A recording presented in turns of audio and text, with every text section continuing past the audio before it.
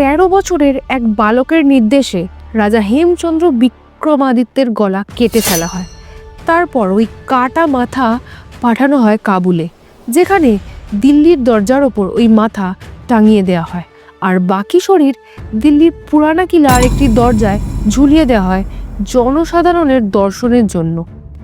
রাজা হেমচন্দ্রের বাকি সৈন্যদের গলা কেটে তার সঙ্গে নানান নির্মাণ সামগ্রী মিশিয়ে তৈরি করা হয় একটা কাটা মাথার টাওয়ার। কি শুনে গায়ে কাঁটা দিচ্ছে তো? 13 বছরের বালকটি ছিল মহান রাজা আকবর। এইসব অত্যাচারের কাহিনী আমরা ইতিহাস বইতে পড়িনি, তাই আকবরকে মহান ভাবি।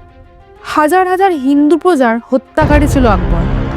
আকবর সতীদাহ প্রথা নিষিদ্ধ করেছিল, কারণ ওই বিধবা সতীদের যৌন দাসী হিসাবে হারেমে রাখার জন্য আকবর মুখিয়েছিল।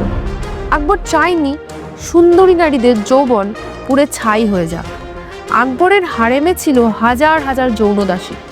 এই সমস্ত ঘটনা জেনে আপনি বিচার করবেন, সত্যিই কি আকবর মহান ছিল, নাকি ছিল এক লম্পট রাজা? চলুন এই ভিডিওতে আকবর সম্পর্কে না জানা কথাগুলো জেনে নিই। আকবরের জন্ম হয়েছিল 25 অক্টোবর 1542 সালে রাজপুতানার অমরকোটে। ছোটবেলা ওনার কেটেছিল শিকার করা, যুদ্ধ কৌশল শেখা আর রাজনীতির কাজকর্ম শেখার কাজে। 1556 সালে পিতা হুমায়ুনের মৃত্যুর পর আকবর মাত্র 13 বছর বয়সে রাজা হন। আকবর সমস্ত ধর্মকে সমান গুরুত্ব দিতেন। ওনার নেওয়া সিদ্ধান্তগুলো সব ধর্মের পক্ষেই লাভজনক ছিল। হিন্দুদের ওপর আরোপ করা জিজিয়া ট্যাক্স উনি তুলে নেন। অনেক হিন্দু রাজকুমারীকে বিয়ে করেন। সব ধর্মের মধ্যে মেলবন্ধন ঘটান। কিন্তু এইসব সিদ্ধান্ত উনি নিয়েছিলেন গোপন উদ্দেশ্য সাধনের জন্য। ভালো মানুষের মুখোশ পরে উনি একটার পর একটা চাল চালতেন। আকবরের আসল কদর্য চেহারাটা কোনো বইতে আমাদের পড়ানো হয়নি। সিনেমাতেও সবসময় আকবরকে একজন ভালো রাজা হিসাবেই দেখানো হয়েছে। আকবরের মৃত্যুর খেলা শুরু হয় দ্বিতীয় পানিপথের যুদ্ধ থেকে। আকবর আস্তে আস্তে সারা ভারতে সাম্রাজ্য বিস্তারের কাজে লেগে পড়ে। উত্তর আর মধ্য ভারত দখল করার পর আকবর রাজপুত সাম্রাজ্য দখল করার দিকে পা বাড়ায়।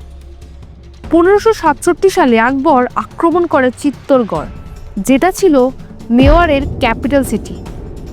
4 মাস ধরে এই যুদ্ধ চলার পর মুঘল সেনার জয় হয়। এর সঙ্গে শুরু হয় আকবরের নিষ্ঠুর খেলা।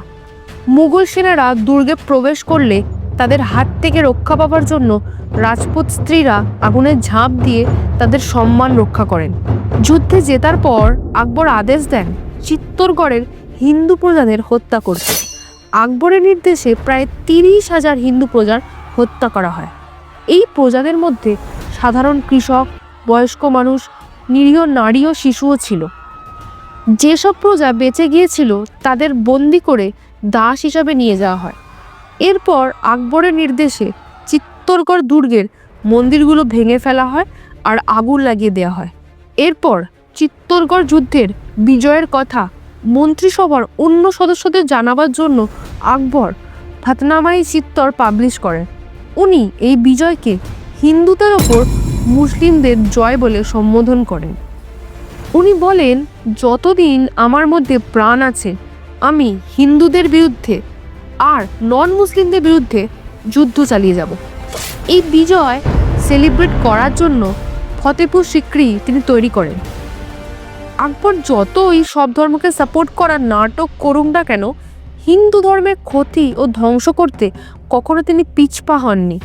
কতজন হিন্দুকে হত্যা করা হলো তার হিসাব তিনি রাখতেন মৃতদেহ থেকে পাওয়া পৈতের ওজন করার মাধ্যমে। চিত্তরে যতজন হিন্দুকে মারা হয়েছিল তাদের পৈতের ওজন ছিল 2980 কেজি। একটি পৈতের ওজন খুব জোর 7 থেকে 8 গ্রাম হবে। 2980 কেজি পৈতে মানে কতজন হিন্দুকে মারা হয়েছিল হিসাব করতে পারছেন? অন্য ধর্মকে অসম্মান করার জন্য আকবর হাজার হাজার মন্দির পুড়িয়ে ছাই করে দিয়েছিলেন। নগরকোটার একটি মন্দির আক্রমণ করা হয়। ওই মন্দিরের সমস্ত পূজারীকে জীবন্ত পুড়িয়ে মারা হয় আকবরের নির্দেশে। আকবর, যিনি একসময় গোহত্যা বন্ধের নির্দেশ দিয়েছিল, সেই আকবরের সেনাবাহিনী ওই নগরকোটের মন্দিরে 200 গরুকে তীর মেরে হত্যা করেছিল। এখানেই তাদের বর্বরতা শেষ হয়নি। সৈন্যরা তাদের জুতোতে রক্ত ভরে মন্দিরের মাথায় ছুঁড়ে দিয়েছিল। নিষ্ঠুরতার এক চরম নিদর্শন ছিল এই ঘটনা। আকবর হিমাচল প্রদেশের জ্বালামুখী মন্দিরের অগ্নিশিখা, যেটা হাজার হাজার বছর ধরে জ্বলছে, তা নেভানোর চেষ্টা করেন, কিন্তু আকবর সেই কাজে ব্যর্থ হয়। আকবর এই ঘটনার পর দেবীর মহিমা স্বীকার করে নেন এবং একটি সোনার ছাতা উপহার দেন মন্দিরে। কথিত আছে দেবী ওনার এই উপহার রিজেক্ট করে, আর ছাতাটি টাঙানোর সঙ্গে সঙ্গেই সেটি অন্য ধাতুতে পরিণত হয়ে যায়। এরপর আকবর উত্তরপ্রদেশের প্রয়াগরাজে যায়। প্রয়াগরাজ হিন্দুদের একটি পবিত্র জায়গা। এই জায়গার ওপর কন্ট্রোল করতে আকবর ওখানে একটি ফোর্ট তৈরি করার নির্দেশ দেন।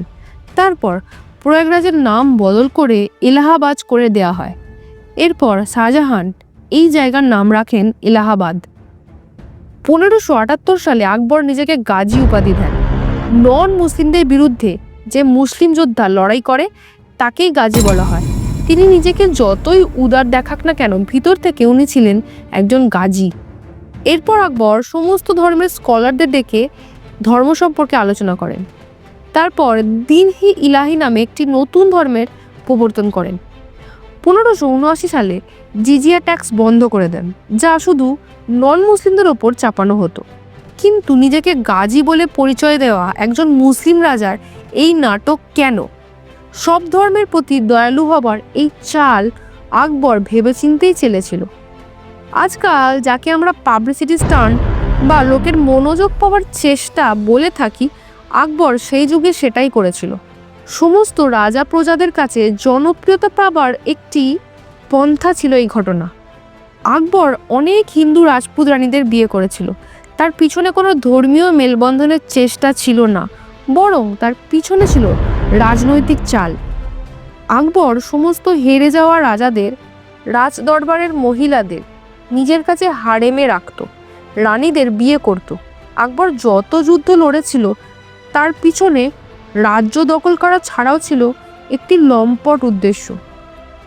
আকবরের প্রধান উদ্দেশ্য ছিল হেরে যাওয়া রাজাদের মহিলাদের অপহরণ করে নিজের হারেমে বন্দি করে রাখা আর তাদের ভোগ করা।